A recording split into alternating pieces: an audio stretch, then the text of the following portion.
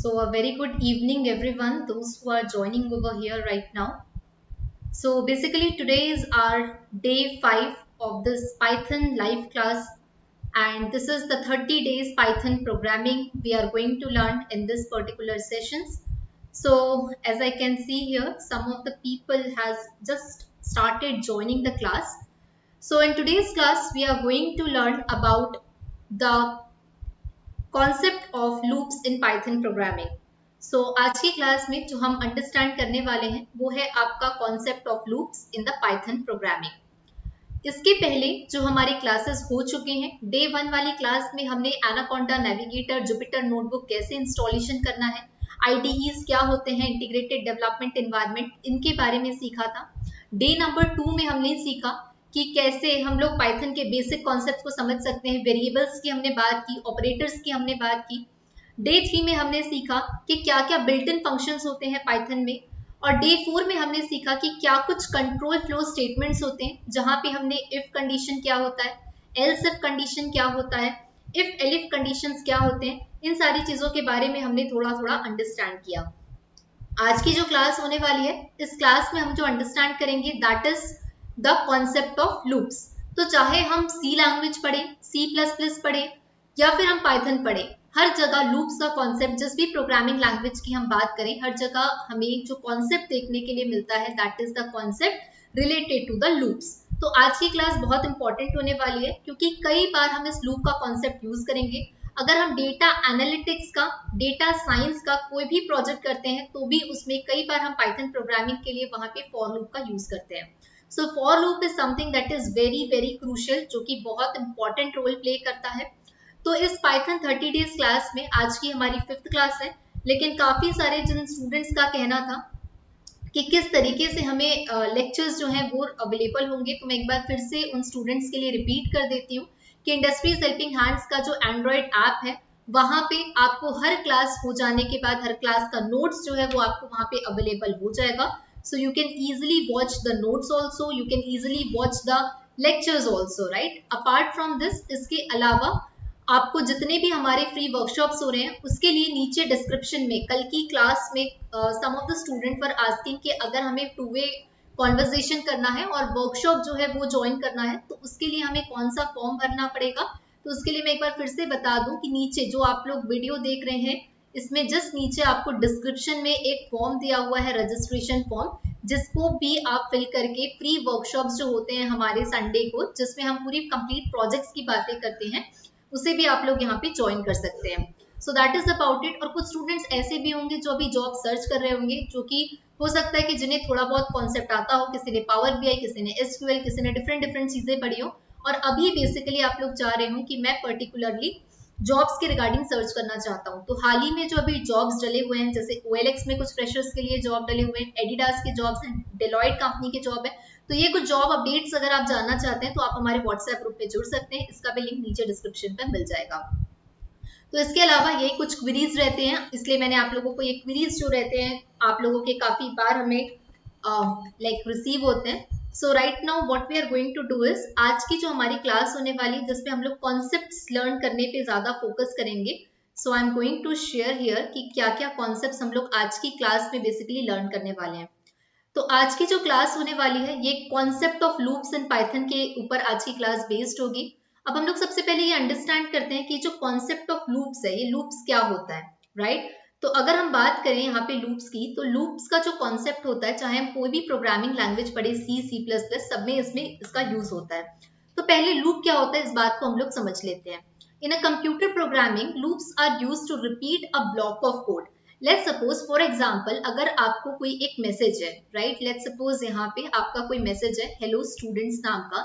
इस मैसेज को मैं चाहती हूँ कि मैं 100 टाइम्स प्रिंट करूँ, राइट? तो मैं क्या करूंगी, 100 बार मैं यहाँ पे जाके प्रिंट हेलो स्टूडेंट्स इस तरीके से तो नहीं लिख सकती, राइट? इसी चीज को बार बार लूप में रिपीट कराने के लिए हम यहाँ पे कॉन्सेप्ट लगाते हैं लूप्स का, राइट? तो यहाँ पे अगर हम डायग्राम के थ्रू, जो नीचे आपको यहाँ डायग्राम दिख रहा है, अगर इसके थ्रू समझने की कोशिश करें, तो यहाँ पे सबसे पहला होता है कंडीशन, राइट? जैसे ही हमने कंडीशन लगाई, अगर ये कंडीशन ट्रू है तो ये लूप वापस फिर से चलेगा, और जैसे ही कंडीशन अगर फॉल्स हो जाएगी तो हम इस लूप के बाहर आ जाएंगे। तो लेट्स सपोज अब ये कंडीशंस क्या होती हैं, तो ये भी मैं आपको एक बार थोड़ा सा एक्सप्लेन कर देती हूँ कंडीशंस यहाँ पे क्यों इंपॉर्टेंट है। लेट्स सपोज मैंने यहाँ पे लूप लगाया कि i जो है वो less than equal to 5, i मतलब कोई भी एक नंबर है जो कि 5 से छोटा होना चाहिए। अब जब भी लूप चलता है तो वो 0 पे चलेगा, तो सबसे पहले हम देखेंगे 0 इज लेस देन और इक्वल टू 5, तो क्या ये कंडीशन ट्रू है? डेफिनेटली ये जो कंडीशन है ये ट्रू है, इसका मतलब यहाँ पे लूप जो है वो चलेगा। तो यहाँ पे लूप चला। अब फिर हमने देखा कि 1 is less than is equals to 5, क्या ये कंडीशन यहाँ पे ट्रू है? Is this condition true? So we see that okay, 1 is less than or equal to 5. This condition is absolutely true. So the loop will run again, right? अब 2 के लिए check कर लेते हैं, तो यहाँ पे हम देख सकते हैं कि 2 के लिए भी कंडीशन जो है वो ट्रू है, तो फिर से यहाँ पे ये लूप जो है वो रन करेगा। अब 3 की अगर हम बात करें तो 3 के लिए भी ये लूप कंडीशन वर्क कर रही है। 4 जो है वो भी 5 से छोटा है, तो फिर से यहाँ पे लूप चलेगा। 5 is less than equal to 5, तो ये भी कंडीशन 2 है कि 5 के बराबर होता है, फिर से यहाँ पे एक और बार लूप चलेगा। लेकिन जैसे ये हो जाएगा 6 is less than equal to 5, तो यहाँ पे जाके कंडीशन हो जाएगी फॉल्स और हम जो है इस लूप के बाहर आ जाएंगे, क्योंकि यहाँ पे कंडीशन हो चुकी है फॉल्स। तो इस तरीके से लूप्स में कंडीशन का काफी इंपॉर्टेंट रोल होता है। तो यहाँ तक का कॉन्सेप्ट था हमारे कंडीशन का। जिस भी स्टूडेंट को डाउट्स आ रहे हैं, पहले हम 15 मिनट्स पढ़ लेते हैं, उसके बाद मैं आप लोगों के डाउट्स भी यहाँ पे लूंगी। तो मुझे आप लोग चैट सेक्शन पे जाके एक बार जो भी जिसका भी डाउट है आप लोग मुझे यहाँ पे चैट सेक्शन पे भी बता सकते हैं। तो अगर हम बात करते हैं लूप्स की, तो पाइथन में जो लूप्स होते हैं बेसिकली ये लूप्स 2 टाइप के होते हैं। एक होता है आपका फॉर लूप और दूसरा होता है व्हाइल लूप। इन दोनों के बीच में क्या क्या डिफरेंसेस होते हैं ये सब कुछ हम लोग समझेंगे, और फॉर लूप क्या होता है, व्हाइल लूप क्या होता है, दोनों से रिलेटेड हम लोग यहाँ पे क्वेश्चंस जो हैं वो भी आज की क्लास में सॉल्व करने वाले हैं। अब प्रायर टू दैट सबसे पहले समझते हैं कि ये फॉर लूप का कॉन्सेप्ट क्या है और ये व्हाइल लूप का कॉन्सेप्ट क्या है। तो अगर हम सबसे पहले बात करें व्हाइल लूप्स की, तो क्या होते हैं ये while loops? A while loop is used to execute a block of statements repeatedly until a given condition is satisfied. जैसा कि यहाँ पे हमने देखा कि एक यहाँ पे स्टेटमेंट दिया हुआ है, एक कंडीशन दी हुई है। अगर ये कंडीशन ट्रू होती है तो ये जो व्हाइल लूप है हमारा, इसके अंदर जितनी भी स्टेटमेंट्स लिखी होंगी वो सारी की सारी स्टेटमेंट्स वर्क करेगी। लेकिन अगर इस कंडीशन को फॉल्स हो जाना है तो हम क्या करेंगे, हम इस व्हाइल लूप से एग्जिट करके बाहर आ जाएंगे। तो लूप का कॉन्सेप्ट बेसिकली यही होता है कि अगर किसी एक काम को आपको अगर बार बार करना है कंटिन्यूअसली, तो यहाँ पे हम कॉन्सेप्ट लगाते हैं लूप्स का। 2 टाइप के लूप्स होते हैं, for loop and while loop. तो सबसे पहले व्हाइल लूप से रिलेटेड हम कुछ क्वेश्चंस करते हैं डायरेक्टली जुपिटर नोटबुक पे। So let's just move directly here into the Jupyter notebook, जहां पे हम सारे क्वेश्चंस जो है व्हाइल लूप कैसे वर्क करता है इससे रिलेटेड कुछ क्वेश्चंस हम लोग सॉल्व करते हैं। So this is the day 5 of your class. So I'm going to write here the heading day 5, आज की day 5 की क्लास, जिसमें पूरा का पूरा लूप का कॉन्सेप्ट कैसे वर्क करता है इससे रिलेटेड हम सारा कुछ डिस्कशन करने वाले हैं। So I'm going to just run here day 5 और आज की क्लास का main agenda to understand for loop and the while loop. तो सबसे पहले हम लोग यहाँ पे शुरू करते हैं। इस क्लास का नाम कॉन्सेप्ट ऑफ लूप्स। ये जितने भी आप लोग यहाँ पे देख रहे हैं, ये जो पूरा का पूरा नोट्स आपको दिख रहा है जुपिटर नोटबुक का, अवेलेबल है इंडस्ट्रीज हेल्पिंग हैंड्स की ऐप पर। And there is no substitute for practice, right? Practice is the thing that makes you perfect over here. So if you are learning the coding, then it is very important to practice. Practice करने के लिए notes important है, तो वो आप लोग app से ले लीजिएगा। तो आज की क्लास में व्हाइल लूप को यहाँ पे शुरू करते हैं और आई am just running this. Alright, तो यहाँ पे सबसे पहला प्रोग्राम आपको ये लिखना है, program to display numbers from 1 to 5, right? तो आपका पहला यहाँ पे चैलेंज ये मिला है आपको कि आपको क्या करना है, 1 से लेके 5 तक जितने भी नंबर्स हैं वो आपको लिखने हैं, राइट? अब चलिए, तो 5 बहुत आसान सी बात होगी कि 1 से लेके 5 तक तो बहुत इजीली है, हम 1 2 3 4 5 इसे हैंडी तरीके से भी लिख सकते हैं। लेकिन अगर मैं यही बात आपको कह दूं कि 1 से लेके 2000 तक नंबर्स आपको लिखने हैं, तो ये आपके लिए बहुत टीडियस हो जाएगा कि आप एक एक नंबर नहीं लिख सकते। तो इसलिए मैं क्या करने वाली हूँ, मैं यहाँ पे लूप का यूज करूंगी, व्हाइल लूप का, और उसको प्रोग्राम बना के मैं सिर्फ एक कमांड दूंगी और पूरा का पूरा मेरा लूप जो है वो चल जाएगा। तो कैसे बनाते हैं प्रोग्राम, इसको सबसे पहले अंडरस्टैंड करते हैं। तो सबसे पहले हम लोग ये ले लेते हैं, यहाँ पे मैंने एक i नाम का वेरिएबल बनाया, i इज इक्वल्स टू 1, और n नाम का मैंने वेरिएबल बनाया, n इज इक्वल्स टू 5। अब व्हाइल लूप का सिंटेक्स क्या होता है, तो व्हाइल लूप का सिंटेक्स इस तरीके से होता है कि सबसे पहले यहाँ पे हम व्हाइल जो कीवर्ड है वो लिखेंगे। अब कंडीशन क्या है कि 1 से लेके नंबर 5 तक मुझे प्रिंट कराना है। मतलब 1 मतलब कि क्या हो गया, variable i is less than और इक्वल टू यहाँ पे हो जाएगा n, राइट। और इसके बाद में जब भी हम while लूप लिखते हैं उसके बाद कंडीशन लिखते हैं, उसके बाद यहाँ पे कोलन लगाते हैं। तो ये होता है इसका सिंटेक्स। हम यहाँ पे प्रिंट कर लेते हैं i को, और यहाँ पे i is equals to i plus 1। अब मैं इस कोड को यहाँ पे रन करूंगी तो हम देख सकते हैं कि जो आउटपुट डिजायरेबल था 1 से लेके 5 तक जो यहाँ पे नंबर्स हैं हमारे सामने अवेलेबल हो चुके हैं। अब बात करते हैं कि ये लूप कैसे काम किया, हमें कुछ समझ में नहीं आया कि क्या हुआ है। तो इसको सबसे पहले, इसी कोड को हम लोग सबसे पहले स्प्लिट करके समझते हैं। देखिए i इज इक्वल्स टू 1 आपने एक वेरिएबल बनाया, n इज इक्वल्स टू 5 नाम का एक वेरिएबल बनाया। मैंने कंडीशन क्या लगाई यहाँ पे while लूप में, मैंने कंडीशन ये लगाई कि 1 इज लेस देन और इक्वल टू 5। तो क्या ये कंडीशन ट्रू है? डेफिनेटली ये कंडीशन ट्रू है कि 1 जो है वो 5 से छोटा होता है। तो यहाँ पे जैसे ही हम इस while लूप के अंदर आए, ये कंडीशन ट्रू हुई, तो यहाँ पे प्रिंट हो गया i, मतलब i क्या था, 1 प्रिंट हो गया।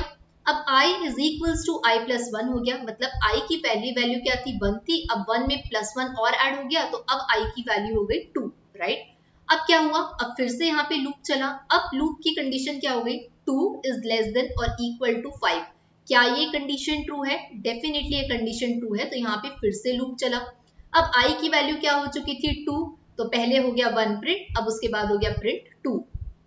अब यहाँ पे i की वैल्यू i प्लस 1 हो गई, मतलब 2 प्लस 1 हो गया। तो अब i की वैल्यू हो गई 3। 3 इज लेस देन और इक्वल टू 5। क्या ये कंडीशन ट्रू है? डेफिनेटली ये ट्रू है, इसलिए यहाँ पे प्रिंट हो गया 3। अब i की वैल्यू क्या हो गई है, 3, राइट। अब यहाँ पे 3 प्लस 1 हो गया है 4, मतलब फिर से लूप चला। तो 4 इज लेस देन और इक्वल टू 5। क्या ये कंडीशन ट्रू है? डेफिनेटली ये कंडीशन ट्रू है। तो फिर से हम इस लूप के अंदर आए और 4 यहाँ पे प्रिंट हो गया। अब 4 में फिर से प्लस 1 हो गया, मतलब हो गया 5। अब यहाँ पे ये लूप चला, 5 इज लेस देन और इक्वल टू 5। क्या ये कंडीशन सही है? डेफिनेटली 5 के बराबर होता है। तो यहाँ पे प्रिंट हो गया फिर से 5।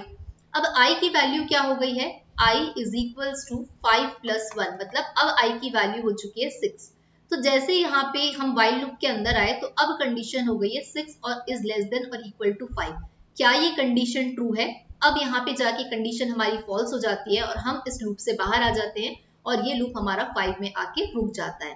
तो इस तरीके से एक प्रोग्राम वर्क करता है। ये था आपका while लूप। अब इसी while लूप में, ये तो छोटा सा प्रोग्राम था, ये हम समझ गए। अब लेट्स सपोज कोई आपको ये बोले कि चलिए मुझे आप कोई भी एंटर करना है, आपको कोई भी नंबर हो, चाहे 8 हो, 102 हो, 106 हो, कोई भी नंबर हो। आपका काम ये है कि आपको यूजर से कोई भी नंबर लेना है और उसका मल्टीप्लिकेशन टेबल बनाना है। Let's suppose 8 1 8, 8 into 2 16, 8 into 3 24। तो इस तरीके से आपको टेबल बनाना है अप टू 10 तक, मतलब 8 इंटू 10 इज इक्वल्स टू 80। तो अब यहाँ पे हम पाइथन प्रोग्रामिंग का यूज करके मल्टीप्लिकेशन टेबल जो है वो किसी भी नंबर का बनाना चाहते हैं। तो चलिए इस प्रोग्राम को हम लोग सॉल्व करते हैं। इस प्रोग्राम के लिए भी यहाँ पे हम यूज करने वाले हैं while लूप का। तो सबसे पहला आपका टास्क स्टेटमेंट ये है, enter the value from a user and make a multiplication table till 10, right.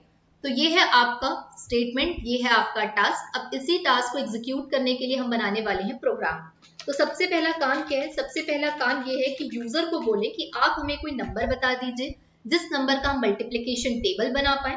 तो सबसे पहले यूजर को बोलते हैं एंटर द वैल्यू करने, ठीक है। अब यूजर ने हमें यहाँ पे वैल्यू दे दी। अब हमारा काम क्या है, हमारा काम है मल्टीप्लिकेशन टेबल बनाना। तो मैं यहाँ पे लिख रही हूँ i इज इक्वल्स टू 1 नाम का मैंने वेरिएबल बनाया। अब मैं यहाँ पे लगा देती हूँ while लूप, जिसमें i इज लेस देन और इक्वल टू हम लिखते हैं 10, उसके बाद लगाते हैं कोलन। अब यहाँ पे जाके प्रिंट करते हैं x इंटू, तो इंटू के लिए आपको पता ही है कि यहाँ पे हम स्टार जो सिंबल होता है एस्टेरिस्क का यहाँ पे यूज करते हैं।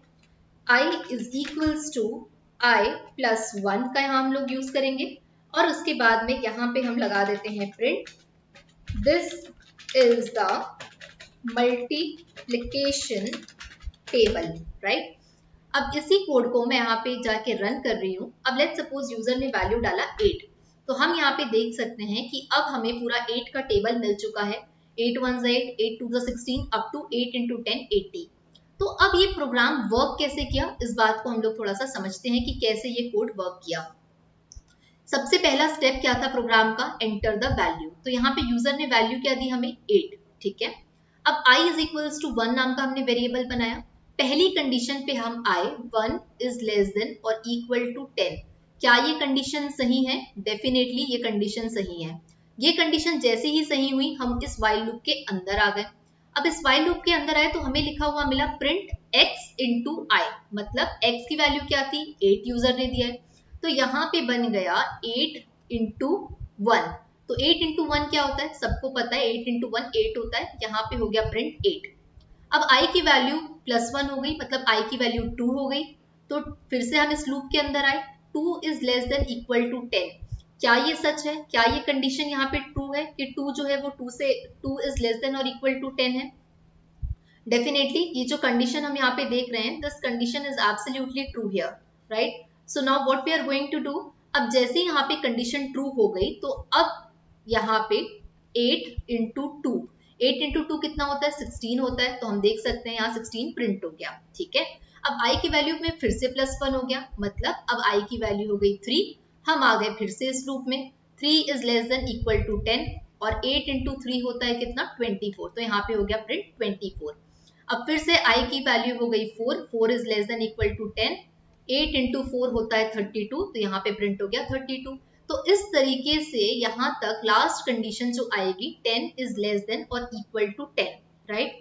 सो जैसे ही आपका 10 इज लेस देन और इक्वल टू 10 हुआ, that means 8 into 10 is equals to 80, आपको यहाँ पे वैल्यू जो है वो रिसीव हो गई। और उसके बाद अब i की वैल्यू में 10 + 1 मतलब 11 इज लेस देन और इक्वल टू 10। जैसे ही यहाँ पे हम इस लूप के अंदर जाएंगे, ये कंडीशन यहाँ पे हो जाएगी आपकी फॉल्स, क्योंकि 11 10 से जो है बड़ा नहीं होता है। बेसिकली 11 10 से छोटा नहीं होता है, 11 10 से बड़ा है।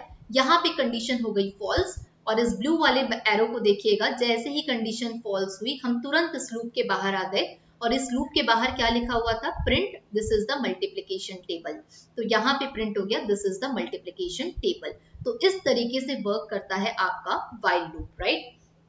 So as I can see here, a very good evening to those who are joining over here. Okay, मैं आप लोगों के थोड़े डाउट्स ले लेती हूँ। So भक्ति प्रिया is saying, hello ma'am, nested if के बारे में भी थोड़ा बता दीजिए प्लीज। डेफिनेटली भक्ति प्रिया, जैसे ही हम व्हाइल लूप का कॉन्सेप्ट क्लियर कर लेंगे, उसके बाद मैं आपको नेस्टेड इफ के बारे में भी समझा दूंगी। So no need to worry about it, right. तो definitely I help you out with this also. So ठीक है, तो यहाँ पे हमने देखा कि किस तरीके से यहाँ पे कॉन्सेप्ट जो होता है व्हाइल लूप का हमने अप्लाई किया। अब यहाँ पे व्हाइल लूप में एक और अगर मैं आप लोगों को इंटरेस्टिंग बात बताऊं, तो व्हाइल लूप जो है वो इनफाइनाइट तक भी चलता है, राइट। सो व्हाइल लूप जो है वो इनफाइनाइट तक भी चलता है, और इनफाइनाइट तक भी व्हाइल लूप वर्क करता है। तो कैसे वर्क करता है, चलिए उसका एक तो हम लोग यहाँ पे एग्जाम्पल देखते हैं, राइट। तो यहाँ पे सबसे पहले मैं हेडिंग दे देती हूँ infinite loop.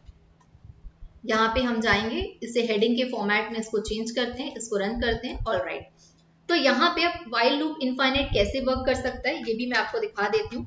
As is equals to, let's suppose यहाँ पे हम ले लेते हैं 32, और व्हाइल में लिख रही हूँ एज ग्रेटर देन 18, देन यहाँ पे प्रिंट करवाना है यू कैन वोट, ठीक है।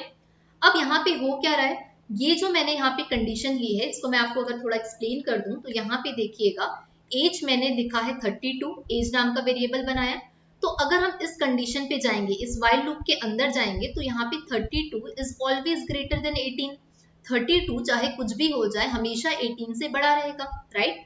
दैट मीन्स ये जो यू कैन वोट है, ये मल्टीपल टाइम्स इनफाइनाइट बार यहाँ पे प्रिंट होगा, राइट। कैसे प्रिंट होगा ये भी यहाँ पे हम लोग करके देख सकते हैं, लेकिन ये लूप इतनी बार चलेगा कि यहाँ पे पूरा का पूरा सिस्टम जो है वो थोड़ा सा स्लो डाउन हो जाता है, क्योंकि किसी चीज को आप इनफाइनाइट टाइम्स प्रिंट करा रहे हो, so you can understand this, right. तो डेफिनेटली जब अगर आप लोग इसको कोड करो, राइट, अगर आप लोग खुद से प्रैक्टिस करो, तो यहाँ पे ये जो इनफाइनाइट लूप का कॉन्सेप्ट है, इसको आप लोग रन करिएगा, definitely you will come to understand that, right. अब लेट्स सपोज यहाँ पे, जैसा कि मैंने क्लास शुरू करने में बोला था कि लेट्स सपोज यहाँ पे मैं एक प्रोग्राम इस तरीके से बनाना चाहती हूँ कि हेलो स्टूडेंट, ठीक है, ये जो मैसेज है, लेट्स सपोज मान लीजिए ये मैसेज मैं 50 बार प्रिंट कराना चाहती हूँ। तो अगर वाइल लूप नहीं होता तो क्या होता, तो मेरे को बार बार ऐसे प्रिंट करके हेलो स्टूडेंट इस तरीके से लिखना पड़ता, राइट। लेकिन अब वाइल लूप है तो मैं उसका यूज करूंगी। कैसे यूज करूंगी, चलिए देखते हैं। तो यहाँ पर हम लोग क्या करेंगे, जैसे हम वाइल लूप का यूज करेंगे, काउंट इज इक्वल्स टू, यहाँ पे हम लोग बना लेते हैं 0 नाम से मैंने लिखा, और यहाँ पे मैं कर देती हूँ while count is let's say less than 25, right. और जैसे ही हम कंडीशन लगा देते हैं उसके बाद यहाँ पे हम लगाते हैं कोलन का use, and then after count is equals to count plus 1, ठीक है, ये हमने लगाया। और इसके बाद यहाँ पे हम प्रिंट करवा देते हैं लेट्स सपोज हेलो स्टूडेंट्स। तो ये मैंने यहाँ पे प्रोग्राम लिखा, इसको मैंने रन किया, तो हम लोग यहाँ देख सकते हैं कि ये जो हेलो स्टूडेंट्स है यही चीज मुझे 25 बार लिखना पड़ता, लेकिन यहाँ पे मैंने वाइल लूप का यूज किया, केवल और केवल यहाँ पे एक कंडीशन बनाई कि ये जो काउंट है मतलब 0 is less than equal to 25 होना चाहिए, फिर i की वैल्यू प्लस वन अपने आप यहाँ पे होते गई, ये जो काउंट है इसकी वैल्यू +1 होते गई, 1 is less than 25, 2 is less than 25, and यहाँ पे ये कंडीशन कब तक ट्रू होती, 24 इज लेस देन 25। जैसे ये कंडीशन फॉल्स हुई ये लूप रुक गया और 25 टाइम्स मुझे यही मैसेज जो है यहाँ पे प्रिंट हो गया without making much of the effort. केवल और केवल मैंने 2 लाइन का कोड लिखा और 25 बार यहाँ पे स्टेटमेंट जो है मेरा हेलो स्टूडेंट्स ये प्रिंट हो चुका है। So that is the main use of the loop. अब हम लोग बात करते हैं कि using else statement with the while loop. तो एक और हम लोग यहाँ पे वाइल लूप से रिलेटेड टॉपिक देखते हैं, using else statement in the while loop, right. तो यहाँ पे हम लोग वाइल लूप का यूज करेंगे। जैसे कि भक्ति प्रिया ने पूछा नेस्टेड इफ के बारे में, नेस्टेड इफ के बारे में मैं जरूर भक्ति प्रिया आपको बताऊंगी, क्लास तक रहिएगा आप। अब यहाँ पे वाइल लूप की अगर हम लोग बात कर रहे हैं, ठीक है, तो वाइल लूप क्या होता है ये हमने देख लिया। अब इस वाइल लूप के अंदर मैं एल्स स्टेटमेंट का कैसे यूज कर सकती हूँ। जो लोग पिछली क्लास अटेंड किए थे उनको पता है कि कल पिछली क्लास में मैंने इफ पढ़ाया था, इफ एल्स पढ़ाया था, और इफ एलिफ एल्स के बारे में भी मैंने पढ़ाया था, राइट। तो हमने देखा था एल्स के बारे में। अब इस एल्स का यूज वाइल लूप के साथ कैसे कर सकते हैं, चलिए इसको भी एक एग्जांपल से हम लोग समझ लेते हैं। तो यहाँ पे लेट्स सपोज मैं यूज करना चाहती हूँ एल्स स्टेटमेंट का, तो यहाँ पे हम क्या कर सकते हैं, यही वाला प्रोग्राम मैं यहाँ पे कंसिडर कर रही हूँ, इसी कोड को मैं कॉपी कर रही हूँ और इसी कोड को मैंने यहाँ पे नीचे जाके यहाँ पे पेस्ट किया, राइट। अब जैसे मैंने इसको यहाँ पे पेस्ट किया तो यहाँ पे मैं वाइल लूप के बाद में एक और पार्ट लगा सकती हूँ एल्स का, और यहाँ पे मैं लिख सकती हूँ print this is the L's block, ठीक है। इसको मैंने यहाँ पे रन किया तो अब हम लोग देख सकते हैं कि 25 टाइम्स जो है यहाँ पे हमारा हेलो स्टूडेंट्स जो है वो प्रिंट हो चुका है। लेकिन जो कंडीशन यहाँ पे बनी थी, ये जो कब तक प्रिंट हुआ, पहले यहाँ पे जो प्रिंट होना शुरू हुआ 1 is less than 25, 2 is less than 25, 3 is less than 25, up to 24 is less than 25।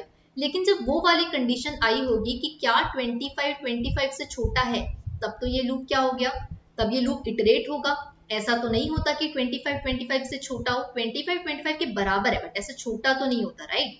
तब इस केस में क्या होगा, तब हम इस वाइल लूप से निकल के आ जाएंगे इस एल्स वाले पार्ट में, और जैसे ही हम इस एल्स वाले पार्ट में जाएंगे तो यहाँ देखिए लिखा हुआ है print this is the L's block. तो यहाँ पे देखिए जैसे ही यहाँ पे कंडीशन फॉल्स हुई, यहाँ पे लिख के आ चुका है this is the L's block. तो इस तरीके से यूज होता है वाइल लूप का एल्स स्टेटमेंट के साथ में। अब यहाँ पे हम लोग एक भक्ति प्रिया का जो क्वेश्चन है उसको एक बार मैं आप लोगों को एक्सप्लेन कर देती हूँ कि क्या होता है नेस्टेड इफ। तो देखिए नेस्टेड इफ कुछ नहीं है, नेस्टेड इफ बहुत ही आसान सा होता है। पिछली क्लास में हमने यहाँ पे पढ़ा था if, right. So okay Saurabh Kumar आप साथ साथ कर रहे हैं, I can see here, yes आपने जैसे ही किया यहाँ पे कि एज 32 वाइल आपने कंडीशन लगाया, it is showing me infinite, yes यही मैंने आपको बताया कि वाइल लूप का यूज आप इनफाइनाइट टाइम कर सकते हो। वो लूप आपका मल्टीपल टाइम्स चलता रहेगा। क्यों इनफाइनाइट टाइम्स चल रहा है, क्योंकि 32 हमेशा 18 से छोटा होता है, ठीक है। अब भक्ति प्रिया के क्वेश्चन पे आते हैं कि नेस्टेड इफ क्या होता है। अगर मैंने यहाँ पे एक इफ कंडीशन लिखी, ठीक है, अब इसी इफ कंडीशन के अंदर मैं दूसरी इफ कंडीशन लगा दूं, ठीक है। अब इस वाले इफ के अंदर late me just right it here, एक मैंने लगाई यहाँ पे इफ कंडीशन, ठीक है। अब इस इफ कंडीशन के अंदर मैं फिर से एक इफ कंडीशन लगा देती हूँ, ठीक है। अब ये वाला जो इफ है इसके अंदर मैं फिर से एक इफ लगा देती हूँ, अब ये वाला जो इफ है इसके अंदर मैं फिर से एक इफ लगा देती हूँ। तो यही कहलाता है नेस्टिंग, कि एक कंडीशन के अंदर दूसरी कंडीशन, दूसरी के अंदर फिर दूसरी कंडीशन। तो यहाँ पे हो क्या रहा है बेसिकली, सबसे पहला इफ ये था, इसके अंदर फिर एक कंडीशन आपने डाल दी। अब ये वाला इफ था, इसके अंदर फिर से कंडीशन डाल दी। अब ये इफ है, इसके अंदर फिर से आपने कंडीशन डाल दी। तो यही कॉन्सेप्ट जो कहलाता है, ये कहलाता है नेस्टिंग का कॉन्सेप्ट। एक के अंदर एक, एक के अंदर एक, ऐसे होता है ना, लाइक घरों में भी होता है। Like if there is a plastic container, एक बड़ा सा बॉक्स होता है, उसके अंदर हम छोटा छोटा छोटा उसके अंदर डालते जाते हैं, right. So that is the main concept, कि उस तरीके से हम इस नेस्टिंग के कॉन्सेप्ट को समझ सकते हैं। सो I hope Bhakti Priya this will be clear to you. और भक्ति प्रिया, नेस्टेड इफ के बारे में आपको पूरा का पूरा प्रोग्रामिंग का क्वेश्चन मिल जाएगा मेरे नोट्स पे। तो नोट्स जाके प्लीज सब लोग एक बार देख लीजिए, नोट्स में सारी चीजें अपने आप अवेलेबल है। तो नोट्स में आपको इससे रिलेटेड, नेस्टेड इफ से रिलेटेड पूरे प्रोग्रामिंग के क्वेश्चंस भी मिल जाएंगे। So please do check out the notes part. थोड़ा सा हम लोग यहाँ पे आगे बढ़ते हैं और समझते हैं कि व्हाइल लूप के बारे में। तो आई होप कि यहाँ तक समझ में आ गया होगा। जो भी लोग सिंसियरली पढ़ाई कर रहे हैं, please just tell me if you are having any doubts in the comment section. अब इसके बाद व्हाइल लूप तो हमने समझ लिया। अब इसी लूप को अगर हम लोग समझना चाहें, एक और लूप होता है, मैंने बताया था आपको कि व्हाइल लूप के साथ साथ कॉन्सेप्ट होता है एक फॉर लूप का भी। तो क्या डिफरेंस होता है इस व्हाइल और फॉर लूप में, और फॉर लूप क्या होता है, इसको अब हम लोग थोड़ा सा अंडरस्टैंड करते हैं। तो यहाँ पे आप लोग देख सकते हैं for loop. So in Python the for loop is used to run a block of code for a certain number of times. अगर किसी एक कोड को मुझे एक particular certain number of time तक अगर मुझे रन करना है, तो मैं यहाँ पे फॉर लूप का यूज करूंगी। तो ये तो हम वाइल के लिए भी करते थे, लेकिन वाइल में क्या होता था, मैं हमेशा while i is less than equal to मान लो 5 लिखी हूँ, ठीक है। तो ये हमेशा एक ही यहाँ पे चीज के लिए होता था, एक मैं वेरिएबल बनाती थी, उसी वेरिएबल को मैं कंडीशन के अंदर डाल देती थी। लेकिन अगर मैं इस चीज का यूज लिस्ट के लिए करूं, टपल के लिए करूं या स्ट्रिंग के लिए करूं, तो कैसे होगा। तो यहाँ पे फॉर लूप का जो यूज होता है वो इटरेट करने के लिए यूज होता है लिस्ट को, टपल को और स्ट्रिंग को।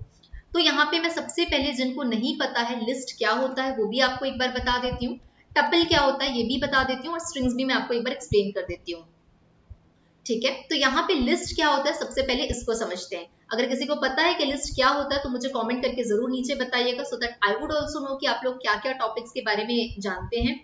सो सबसे पहले यहाँ पे बात करते हैं कि लिस्ट क्या होता है। लेट्स सपोज, मान लो अगर मेरे को एक वेरिएबल स्टोर कराना है 10 नाम का, तो मैं उसको एक वेरिएबल a नाम का बनाई और उसमें 10 स्टोर कर दी, ठीक है। अब इसके बाद में यहाँ पे मैंने एक और लेट्स सपोज वेरिएबल बनाया b नाम का। अब इस b नाम के वेरिएबल में मैं क्या चाहती हूँ, मैं एक साथ 1 से लेके 10 तक सारे नंबर्स को स्टोर करना चाहती हूँ। 1 2 3 4 5 6 7 8 9 अप टू 10। तो ऐसे नंबर्स जो कि आप एक साथ, मल्टीपल नंबर्स को अगर आप एक साथ एक ही वेरिएबल में स्टोर करना चाहते हैं, तो उसका तरीका होता है लिस्ट और टपल। तो लिस्ट को हम रिप्रेजेंट करते हैं इस फॉर्मेट में, और टपल्स को हम रिप्रेजेंट करते हैं इस फॉर्मेट में। लिस्ट और टपल्स के बारे में डिटेल जो हमारा आने वाली क्लासेस हैं उसमें पूरा एक दिन हम लोग लिस्ट के बारे में पढ़ेंगे, टपल्स के बारे में, सेट्स और डिक्शनरी। तो अभी से घबराने की जरूरत नहीं है, अभी केवल और केवल इतना समझिए कि अगर आपको मल्टीपल आइटम्स को एक ही वेरिएबल में स्टोर करवाना है तो उसके लिए हम लोग यूज करते हैं लिस्ट का, टपल का, राइट। अब यहाँ पे हम लोग जो फॉर लूप है उसको डायरेक्टली हम लोग यहाँ पे समझते हैं जुपिटर नोटबुक पे, उससे और ज्यादा आप लोगों को यहाँ पे क्लियर हो जाएगा। तो फॉर लूप के बारे में हमें अब समझना है। तो सबसे पहले हम लोग यहाँ पे हेडिंग दे देते हैं फॉर लूप। सो हेडिंग का प्रॉपर फॉर्मेट में से हम अरेंज कर लेते हैं। अब यहाँ पे लेट्स सपोज मान लीजिए एक फ्रूट्स नाम का एक वेरिएबल हम बना लेते हैं, ठीक है। अब इस फ्रूट्स नाम के वेरिएबल में अब मैं ये जो लिस्ट होता है इसको कैसे रिप्रेजेंट करते हैं। तो लिस्ट को बनाने के लिए हमेशा हम लोग यहाँ स्क्वायर ब्रैकेट लिखते हैं। एक एलिमेंट मान लो a है मेरा, ठीक है, दूसरा एलिमेंट का नाम है b, तो मैं a और b को सेपरेट करने के लिए बीच में लगाती हूँ कॉमा, ठीक है। तो यहाँ पे हम लोग फ्रूट्स है और यहाँ पे हम लोग एक लिस्ट बना रहे हैं। तो आप लोग देख सकते हो क्योंकि मैं लिस्ट बना रही हूँ इसलिए मैं यहाँ पे यूज कर रही हूँ स्क्वायर ब्रैकेट्स का।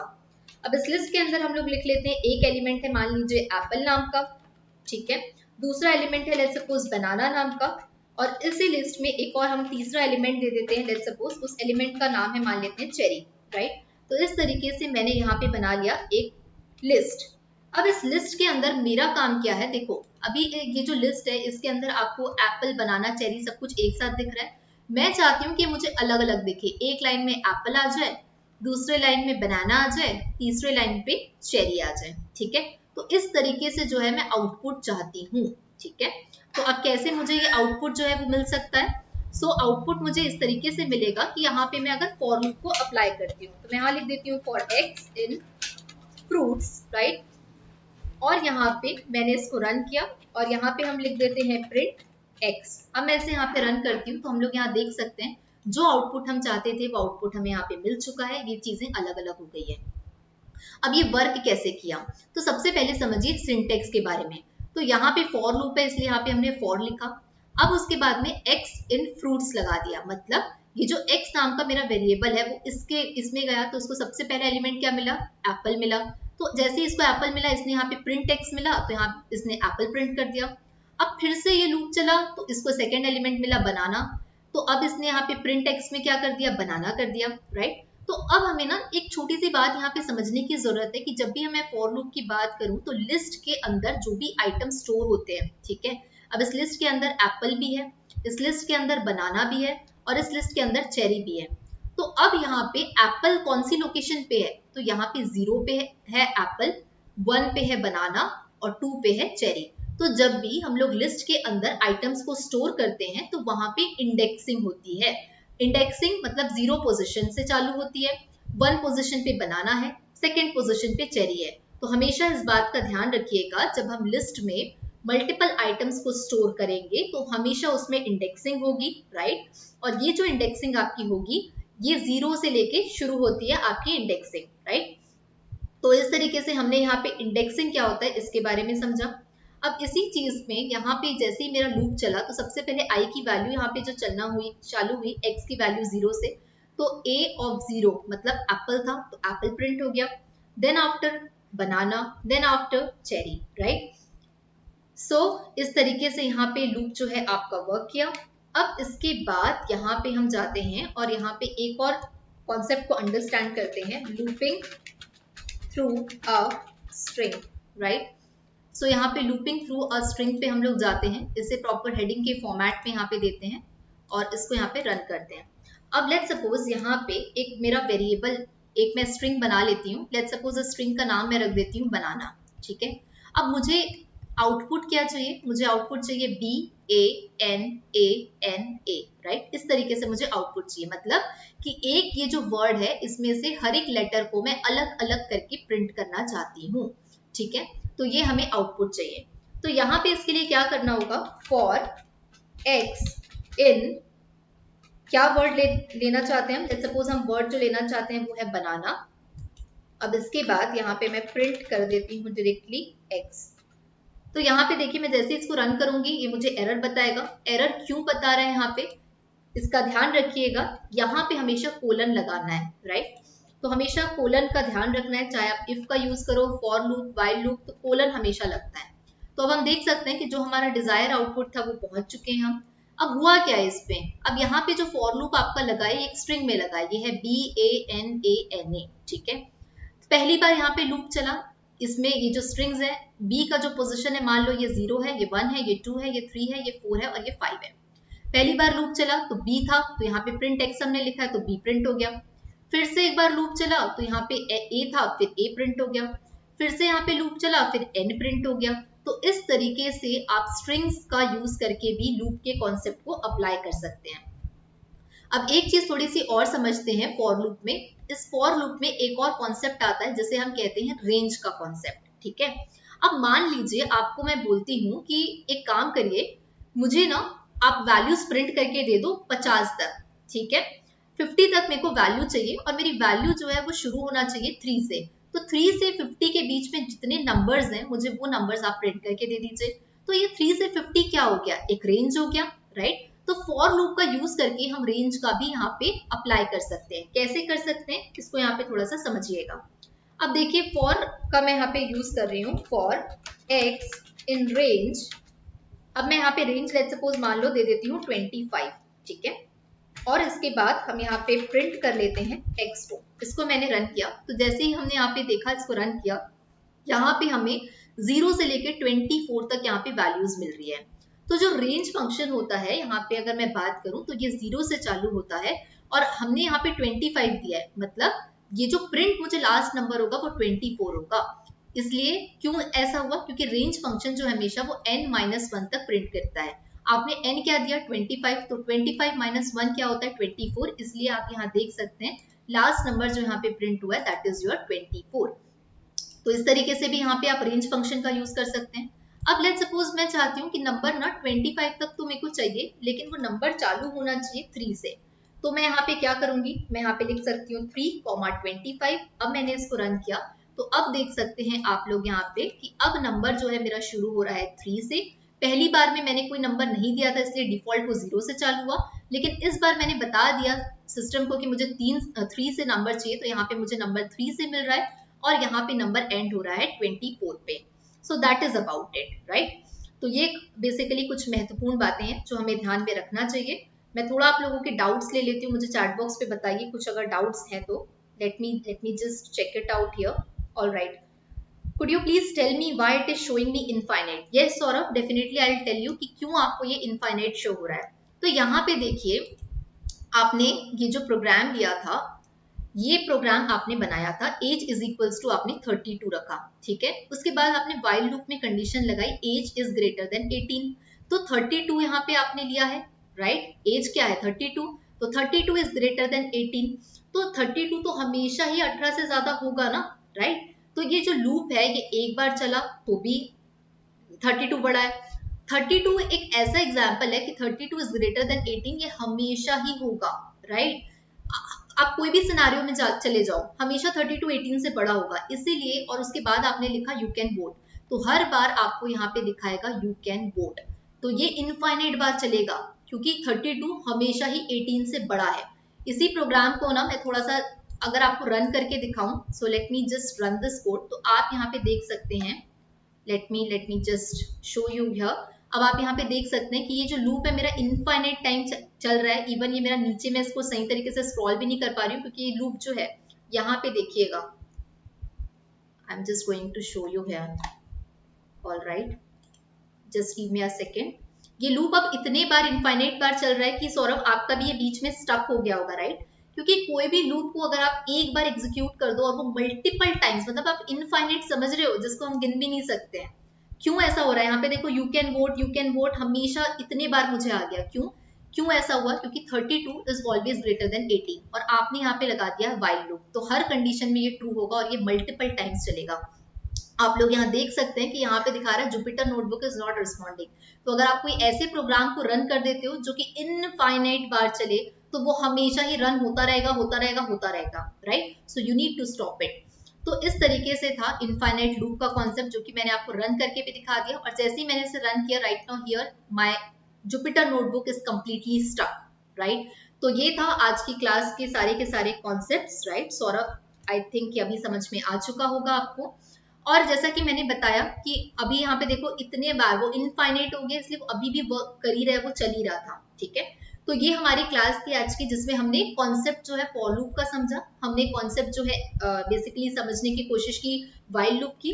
अब ये जो फॉर और व्हाइल लूप है, ठीक है, इससे रिलेटेड और भी ज्यादा प्रैक्टिस के क्वेश्चंस जो है और प्रोग्राम्स हैं, ये मैंने नोट्स में स्टडी मटेरियल में मेंशन किया है, जो आपको मिलेगा ऐप पे। ऐप इंस्टॉल कर लीजिए, वहां पे और भी क्वेश्चंस दिए हुए हैं, क्योंकि देखिए केवल 1 घंटे की क्लास में पढ़ना काफी नहीं है, इसके बाद जरूरी है कि आप लोग खुद से भी प्रैक्टिस करो। तो खुद से जब प्रैक्टिस करोगे तो उसके लिए चाहिए क्वेश्चंस, और अगर कहीं पे फंस जाते हो, अटक जाते हो, तो उसके लिए चाहिए आंसर्स। तो क्वेश्चन और आंसर्स दोनों अवेलेबल है मेरे नोट्स पे, एक बार जाके देख लीजिएगा। अब जैसा कि मैंने कहा था कि हर दिन हम लोग एक नया सेगमेंट रखेंगे, क्योंकि केवल और केवल पढ़ना काफी नहीं है। इंटरव्यू में जाओ, कहीं भी आप जाओ, तो हमेशा आपसे जो क्रॉस क्वेश्चनिंग होती है आपकी आसपास से रिलेटेड चीजों को लेके होती है। तो पहले डेटा क्यूरियस वाला सेक्शन, क्यूरियस डेटा माइंड्स वाले सेक्शन में पहले हमने डिस्कस किया कि आईपीएल में डेटा एनालिटिक्स का यूज क्या होता है। फिर हमने एक केस स्टडी ली थी कि किस तरीके से उबर में यूज होता है। फिर पिछली क्लास में हमने डिस्कस किया था कि अमेजोन में कैसे डेटा एनालिटिक्स का यूज होता है। और आज जो डिस्कस करने वाले हैं वो है नेटफ्लिक्स, कि किस तरीके से नेटफ्लिक्स में डेटा एनालिटिक्स यूज करती है नेटफ्लिक्स कंपनी।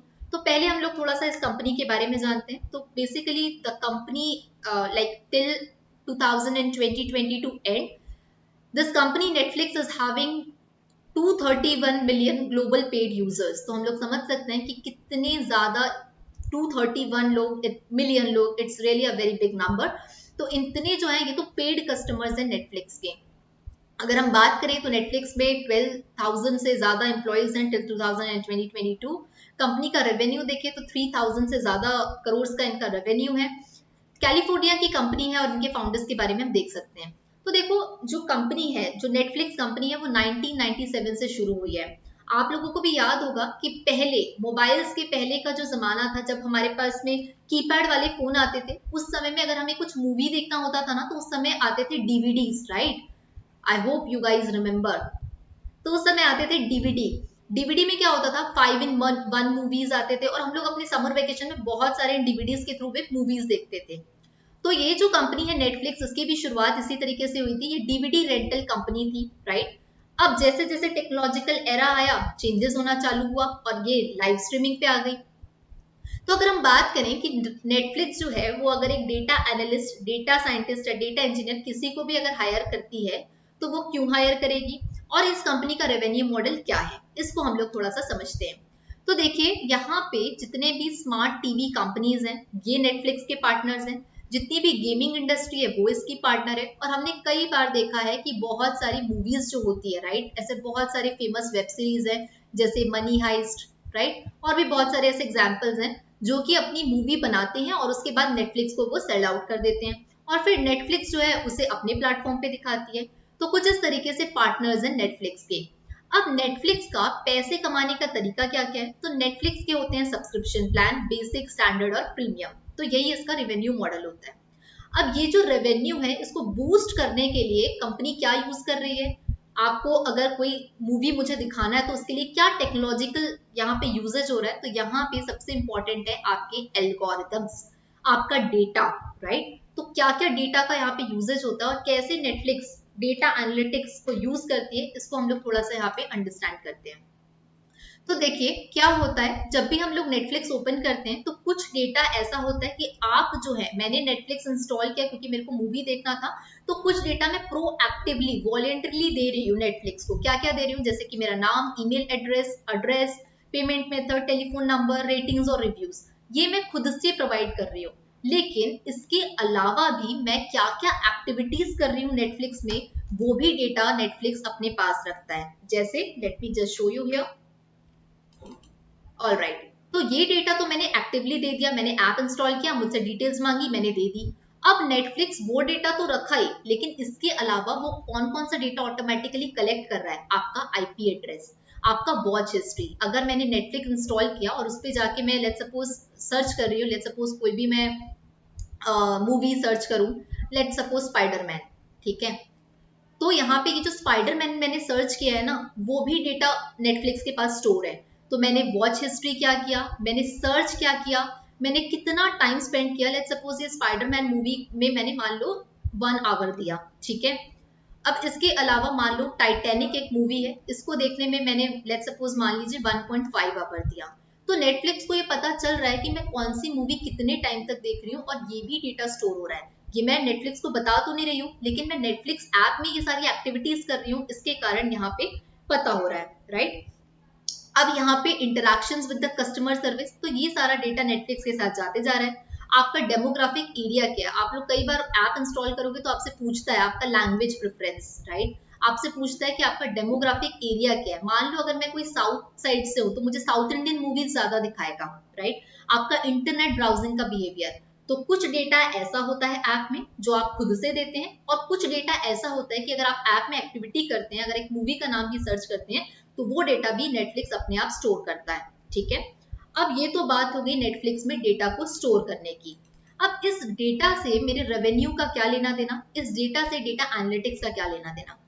तो यहाँ पे अगर हम लोग बात करें कि अगर एक पूरा फैमिली, यहाँ पे आप देख सकते हो पिक्चर में बैठ के नेटफ्लिक्स देख रही है, तो यहाँ पे एक जो बेसिकली मैन है, उनका हो सकता है एज हो 40s में, यहाँ पे एक ओल्ड मैन दिख रहा है तो हो सकता है इनका एज हो 60 में, एक मुझे यहाँ वुमेन दिख रही है तो इनका एज हो सकता है 35, यहाँ पे कुछ बच्चे दिख रहे हैं तो हो सकता है इनका एज हो 12। तो डिफरेंट डिफरेंट एज बार्स के लिए जो आपको रिकमेंडेशन करेगा वो उनके हिसाब से करेगा, राइट। अब लेट्स सपोज कोई 60s का है तो उसको हो सकता है कि मोहम्मद रफी के गाने पसंद हो, ठीक है। कोई हो सकता है 40s का है तो उसको मिड लेवल के हो सकता है सोनू निगम के गाने पसंद हो, कोई हो सकता है 12 साल का तो उसको हो सकता है हनी सिंह के गाने पसंद हो, राइट। तो डिफरेंट डिफरेंट आपके टेस्ट के अकॉर्डिंग डेटा आपको कैसे डिस्प्ले किया जा रहा है ये सबसे ज्यादा इंपॉर्टेंट है। अब यहाँ पे क्या होता है, जितने भी हमारी हिस्ट्री सर्चेस होते हैं, हमारा लेट्स सपोज मान लीजिए मैंने नेटफ्लिक्स एक बार यूज किया, मैंने 5 यहाँ पे मूवीज देखी नेटफ्लिक्स का, मैंने यहाँ पे यूज करके पांचों लेट्स सपोज मान लो मैंने कॉमेडी मूवी देखी, राइट। पांचों मैंने कॉमेडी मूवी देखी, 1 2 3 4 5, तो अगली जो मुझे मूवी दिखाएगा ना वो भी मुझे कॉमेडी जॉनर की ही रिकमेंड करेगा। क्यों?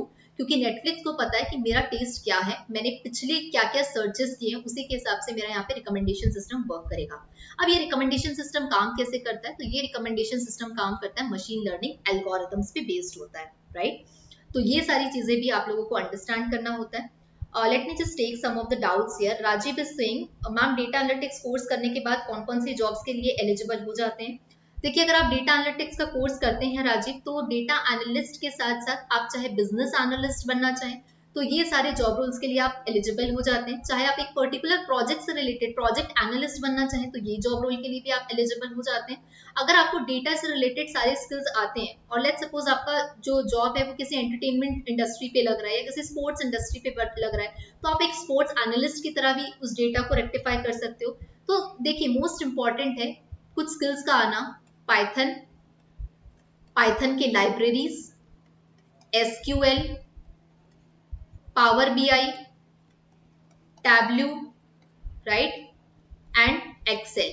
अगर आपको ये 6 स्किल्स जो मैंने सामने में लिखी है, ये स्किल्स पे अगर आपका अच्छा खासा कमांड है तो आप डेटा एनालिस्ट के लिए भी जा सकते हो, आप बिजनेस एनालिस्ट के लिए भी जा सकते हो, आप एक कोई प्रोजेक्ट एनालिस्ट के तौर पे भी काम कर सकते हो। So that is the thing which is required, ठीक है। अब यही स्किल्स जो है आपको वो आनी चाहिए बेसिकली। अगर आप डेटा साइंस की तरफ भी जाते हो ना तो भी आपको पाइथन लाइब्रेरीज, एसक्यूएल का वहां पे भी आपको यूज आना ही है, राइट। तो आप डिफरेंट डिफरेंट प्रोफाइल्स पे सेटअप हो सकते हैं, बट उसके लिए इंपॉर्टेंट है SQL is as important as power BI. Yes, definitely SQL is very very important. जितना इंपॉर्टेंट पावर बीआई आपको विजुअलाइज करके दिखाता है उतना ही इंपॉर्टेंट आपका एसक्यूएल भी होता है। तो डेफिनेटली अगर आप डेटा एनालिस्ट बनना चाहते हो तो एसक्यूएल और पावर बीआई दोनों में कमांड होना जरूरी है। Saurabh Shikhar is saying, I was thinking about taking the premium course of data analytics from industries helping hands, but I wanted to know that what kind of projects we do. Okay, तो अगर शिखर आप data analyst का industries helping hands का premium course लेने वाले हैं तो उसमें कंप्लीट 18 प्रोजेक्ट्स जो हैं वो हम वहाँ पे करवाते हैं इस कोर्स पे। तो मैं आपको एक बार शो भी कर देती हूँ कि क्या 18 प्रोजेक्ट्स होते हैं हमारे, so it will be easy for you to understand. अब जो यहाँ पे 18 आपके डिफरेंट आपके प्रोजेक्ट्स होते हैं जिसमें आपका नेटफ्लिक्स का डैशबोर्ड हो, राइट, चाहे इसके अलावा आपके पास में डिफरेंट प्रोजेक्ट्स हैं, व्हाट्सएप का चैट एनालिसिस हो, मल्टीपल प्रोजेक्ट्स जो है यहाँ पे ऑलरेडी आपके कवर होते हैं मॉड्यूल्स पे। So I am just going to show you here if I am having this things to show you. Alright, तो ये इंडस्ट्रीज हेल्पिंग हैंड्स का अगर आप एक बार ऐप जाके भी चेकआउट करेंगे ना, so you will get different things over there. तो आपको मैं एक बार ब्रीफली बता देती हूँ कि कौन कौन से प्रोजेक्ट्स हैं। Late me just show you here. Alright, तो यहाँ पे जो कंप्लीट 18 प्रोजेक्ट्स हैं, व्हाट्सएप का चैट एनालिसिस, फ्लिपकार्ट, इंस्टाग्राम का reach analysis, movie recommendation system, ये जो मैं नेटफ्लिक्स का आपको बता रही हूँ ये भी इंक्लूडेड है। पबजी में कैसे वेपन स्टार्ट्स होता है, आईपीएल से रिलेटेड, ई कॉमर्स से related, Uber, Netflix, FIFA World Cup, Amazon, Myntra, Spotify, stock market analysis, even India में जो लोकसभा विधानसभा इलेक्शंस होते हैं उसका एनालिसिस भी कैसे करना है, Adani stock analysis, Covid analysis, ये सारे के सारे आपको प्रीमियम कोर्सेज में मिल जाएगा। So I hope this will be clear to you Shikhar. Okay, Bhakti Priya ma'am Python का प्लेलिस्ट बना दीजिए अलग से। ऑल राइट भक्ति प्रिया, आपको ये प्लेलिस्ट भी मिल जाएगा और ऐप में तो हर दिन मैं डाल ही रही हूँ वीडियोस, तो वो भी मिल जाएगा। Definitely I do that. Saurabh, power BI and tableau learn only you learn one, it's enough. Okay Saurabh, देखिए आपका मैं अगर सीधी सी बात बताऊं कि अगर हम इंटरव्यू का सिनेरियो लें, ठीक है, एक इंटरव्यूअर सामने बैठा है, एक रिक्रूटर सामने बैठा है, इसके सामने में 2 लोग बैठे हैं, एक स्टूडेंट है और ये दूसरा स्टूडेंट है। पहला बोल रहा है कि मेरे को सिर्फ पावर बीआई आता है और दूसरा बोल रहा है कि मेरे को पावर बीआई भी आता है और टैब्लू भी आता है। तो आप एक रिक्रूटर साइकोलॉजी से अंडरस्टैंड करिए वो किसको ध्यान देगा, जिसको 2 स्किल्स आती है, क्योंकि उसको उतना ही सैलरी देना है। वो आप चाहे 1 स्टूडेंट को लिए या दूसरे नंबर के स्टूडेंट लिए, उसको सैलरी तो उतना ही देना है जितने के लिए वो जॉब लेके आया है। लेकिन अगर किसी इंसान को 2 स्किल्स आते हैं तो डेफिनेटली ये आपके लिए बेनिफिशियल है, बट एटलीस्ट पावर बीआई और टैबलू में एक तो आना ही चाहिए, राइट। तो आपको मैं तो पर्सनली रिकमेंड करूंगी कि टैबलू भी सीखना चाहिए पावर बीआई के साथ साथ, क्योंकि अगर आप सीख लेते हो तो डेफिनेटली आप ही के लिए हेल्पफुल रहेगा। लेकिन पावर बीआई और टैबलू में कम से कम there must be one thing that you have to do, right. अब यहाँ पे जो मूवी और भी जो डाउट्स आ रहे हैं इस तरीके के, please just let me know in the chat section, comment section. अब यहाँ पे पर्सनलाइज मूवी रिकमेंडेशन सिस्टम जो है वो इसी तरीके से वर्क करता है आपका। थोड़ा सा आगे बढ़ते हैं और अंडरस्टैंड करते हैं कुछ और चीजों को। So let me just show you here. Alright, अब देखो एक डेटा एनालिस्ट का क्या रोल होता है नेटफ्लिक्स में। तो आपने कितना कंटेंट देखा है, किस टाइम पे आपने कंटेंट देखा है, और किस डिवाइस में आपने कंटेंट देखा है, किस तरीके का कंटेंट देखा है, मतलब कि कॉमेडी देखा है, थ्रिलर देखा है, कौन से प्लेटफॉर्म पे देखा है, राइट, कहाँ पे आपने जाके सर्च किया है, कब आपने कंटेंट देखना छोड़ दिया है, क्या क्या रेटिंग्स आपने दी हैं कंटेंट को, कब आप पॉज किए, कब आप रिवाइंड किए, कब आप फास्ट फॉरवर्ड किए। ये सब कुछ एनालिसिस करते हैं डेटा एनालिटिक्स की जो टीम होती है वो। क्यों इस चीज को एनालाइज किया जाता है, क्योंकि देखो जब तक ये बातें कि आप कितना कंटेंट देख रहे हो, किस जॉनर का देख रहे हो, जब तक एक डेटा एनालिस्ट इन सारी चीजों को नहीं कर लेता, पता नहीं लगा लेता, तब तक एक डेटा साइंटिस्ट उसके लिए रिकमेंडेशन सिस्टम बना पाना उसके लिए बहुत मुश्किल है। तो आप लोग डेटा एनालिस्ट के तौर पे एक डेटा से एक कहानी निकाल के देते हो, और डेटा साइंटिस्ट जो होते हैं उस कहानी को डेवलप करने के लिए, बिजनेस प्रॉब्लम को सॉल्व करने के लिए ऐसे इंटेलिजेंट सिस्टम्स का यूज करते हैं। ओके मैम, डेटा साइंस के लिए डेटा एनालिटिक्स के बाद कितना एक्स्ट्रा सिलेबस टॉपिक है?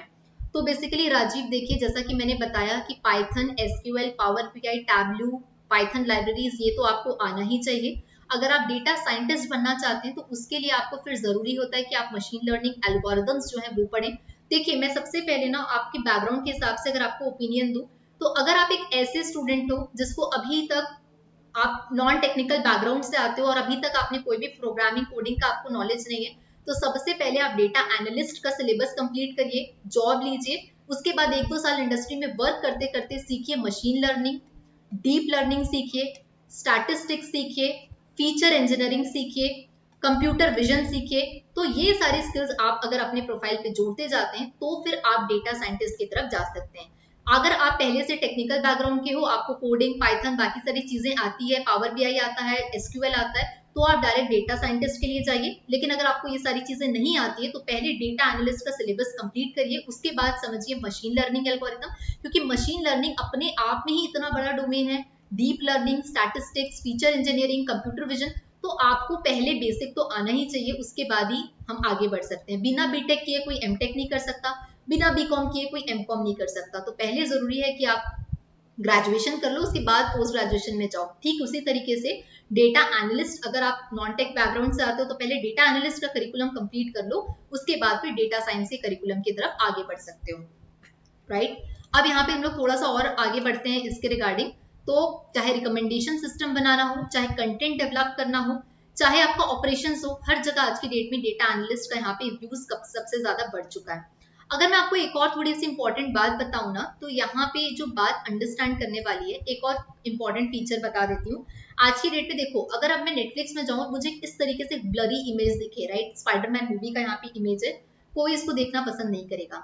तो नेटफ्लिक्स जो आज की डेट में टेक्नोलॉजी यूज कर रहा है, ये है एस्थेटिक विजन एनालिसिस, AVA हम लोग इसको बोलते हैं, एस्थेटिक विजन एनालिसिस। तो नेटफ्लिक्स में अपने आप ये जो मूवी है, जैसे मान लो स्पाइडरमैन है, तो इस मूवी का अपने आप जो थंबनेल है, राइट, वो भी बेस्ट HD क्वालिटी में वो अपने आप ऑटो जनरेट होता है by using this aesthetic vision analysis.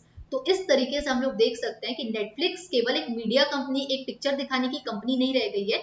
Netflix जो है वो एक डेटा ओरिएंटेड कंपनी है। Yes, someone is saying data analyst की बेसिक नॉलेज से जॉब कर सकते हैं।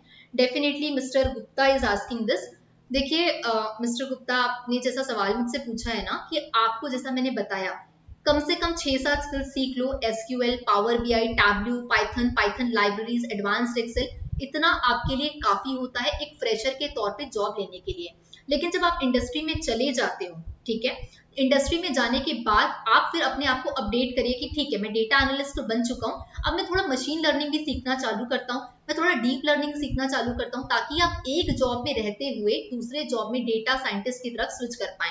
अगर मान लो लेट्स सपोज कोई एक स्टूडेंट है डेटा एनालिस्ट में 8 लाख के पैकेज में गया है, तो हमेशा 8 लाख में तो नहीं रहना चाहेगा ना। तो इसके लिए आप डेटा साइंटिस्ट अगर बनना चाहते हो 1-2 साल बाद हायर पैकेजेस के लिए, then you need to start learning this machine learning algorithms, deep learning, right? So Mr. Gupta is asking, MS Excel में एडवांस नॉलेज होनी चाहिए या बेसिक से भी डेटा एनालिस्ट करियर बना सकते हैं? No, if you want to go for the data analyst profile, अगर आप डेटा एनालिस्ट प्रोफाइल में जॉब चाहते हैं तो बेसिक एक्सेल आने से कुछ नहीं होगा, आपको एडवांस एक्सेल आना चाहिए। एडवांस एक्सेल के सारे कॉन्सेप्ट्स आना चाहिए। आप एडवांस एक्सेल में किस तरीके से डैशबोर्ड बना सकते हैं एक कंप्लीट, ये आपको आना चाहिए एक्सेल में, राइट? सो बेसिक से कुछ नहीं होगा मिस्टर गुप्ता। अगर आपको बेसिकली चाहिए अच्छा खासा प्लेसमेंट तो आपको एडवांस एक्सेल आना चाहिए, बेसिक एक्सेल से कुछ नहीं होगा। तो आगे बढ़ते हैं, और भी कुछ जो डाउट्स आ रहे हैं पोस्ट कर सकते हैं आप लोग यहाँ पे। अब देखिए एक इंटरेस्टिंग सी बात बताती हूँ कि कुछ लोग पूछते हैं कि रियल टाइम एप्लीकेशन का क्या यूजेज है, तो पाइथन जो नेटफ्लिक्स कंपनी है वो पाइथन का यूज कैसे कर सकती है। तो यहाँ पे एक ट्विटर पे डला हुआ था, ओके मैम नॉन टेक्निकल की डेटा एनालिटिक्स की जॉब कितना एलपीए लगता है? देखिए राजीव, मैं सबसे पहले ना ये क्लियर कर देती हूँ, बहुत सारे स्टूडेंट्स का ये मिथ होता है, ये थोड़ा एक मिसकंसेप्शन होता है कि नॉन टेक्निकल वाला हूँ तो हो सकता है कि मेरा जो पैकेज है वो मेरा कम लगे, और अगर कोई टेक्निकल वाला है तो हो सकता है उसका पैकेज ज्यादा लगे। ये एक मिथ की तरह है, इसको मत इतना सिंसियरली लीजिएगा, राइट? क्योंकि देखो क्या होता है, जब भी आप किसी कंपनी में डेटा एनालिस्ट की प्रोफाइल के लिए जॉब प्रोफाइल में जाओगे तो हर कंपनी का जॉब डिस्क्रिप्शन होता है। इस जॉब डिस्क्रिप्शन में आपसे एलिजिबिलिटी जो मांगी जाती है वो होता है ग्रेजुएशन।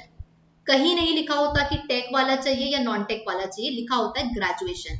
फिर चाहे आप आर्ट्स से हो, फिर चाहे कॉमर्स से हो, फिर चाहे आप इंजीनियरिंग से हो, आप इस प्रोफाइल के लिए एलिजिबल हो जाते हो। और जब आपका मेन इंटरव्यू होता है ना, तो आपको बेसिकली जज किया जाता है आपके स्किल्स के अकॉर्डिंग। तब आपके देखे जाते हैं प्रोजेक्ट, तब आपका देखा जाता है कि क्या पोर्टफोलियो आपने बनाया है, कितने हैंड्स ऑन प्रोजेक्ट किए हैं। तो एक बहुत सारे ऐसे एग्जांपल्स हैं और बहुत सारे मेरे ऐसे स्टूडेंट्स भी हैं जो कि कॉमर्स बैकग्राउंड से होते हुए डेटा एनालिस्ट की जॉब अक्वायर कर चुके हैं, राइट?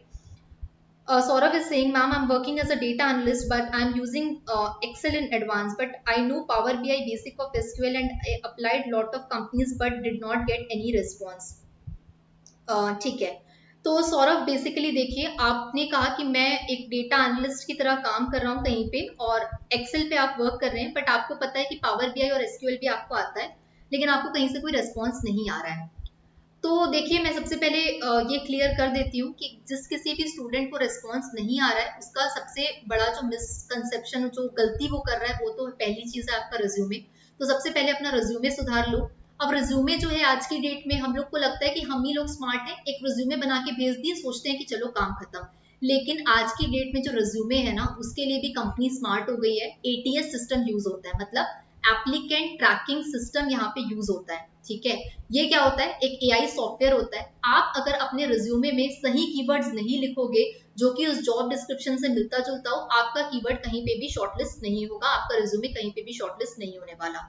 इसलिए जरूरी है कि रिज्यूमे उस तरीके से बनाओ। मान लो जिस कंपनी में आप अप्लाई कर रहे हो उस कंपनी का जेडी देखो, जॉब डिस्क्रिप्शन देखो, उस जॉब डिस्क्रिप्शन में जो जो कीवर्ड लिखे हैं उसी कीवर्ड को लिखिए अपने रिज्यूमे में, ताकि आपकी पॉसिबिलिटी बढ़े कि आपका जो रिज्यूमे शॉर्टलिस्टिंग है वो आसानी से हो पाए। दूसरी चीज, आप सौरभ किसी भी कंपनी में जितना भी आप अप्लाई कर लो, अगर आपने प्रोजेक्ट्स नहीं किया है तो आई डोंट थिंक कि कंपनी आपको बहुत अच्छी तरीके से एंटरटेन करेगी। कंपनी को वही लोग चाहिए जो स्किल्स हो, जिनको सही में काम आता हो। तो आपको बेसिकली वर्क करना चाहिए सौरभ अपने प्रोजेक्ट्स पे, प्रोजेक्ट को बहुत स्ट्रॉन्ग बनाओ और रिज्यूमे को अपने थोड़ा सा अपडेट करिएगा। एडवांस एक्सेल के लिए कोई प्लेलिस्ट बना दीजिए मैम। डेफिनेटली सौरभ, जब पाइथन का कोर्स हमारा हो जाएगा तो निशांत भैया के आपको ऑलरेडी एसक्यूएल पावर बीआई मिला हुआ है, एडवांस एक्सेल भी जल्दी आ जाएगा, no need to worry about it. और भी कोई डाउट्स हैं तो चैट पे मुझसे पूछ लीजिए। अब यहाँ पे हम जो पॉइंट डिस्कस कर रहे थे, I hope Rajiv, mister Gupta, Saurabh, आप लोगों के डाउट्स क्लियर हुए होंगे।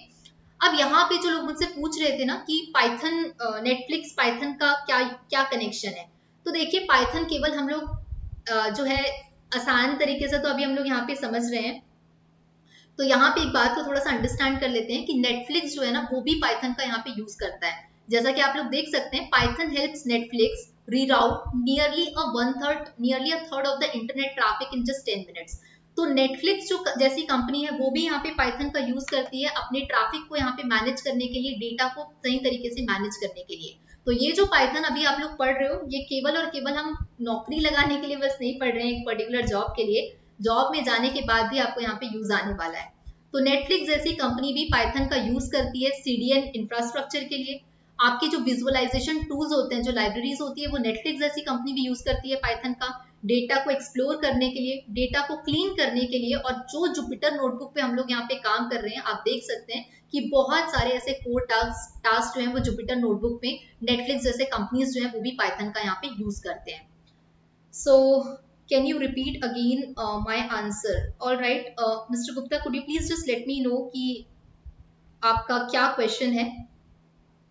प्लीज मुझे एक बार क्वेश्चन जो है वो आप लोग बता दीजिए। Mister Gupta, I am not getting कि क्या आपका क्वेश्चन है, तो मुझे एक बार क्वेश्चन जो है वो बता दीजिए।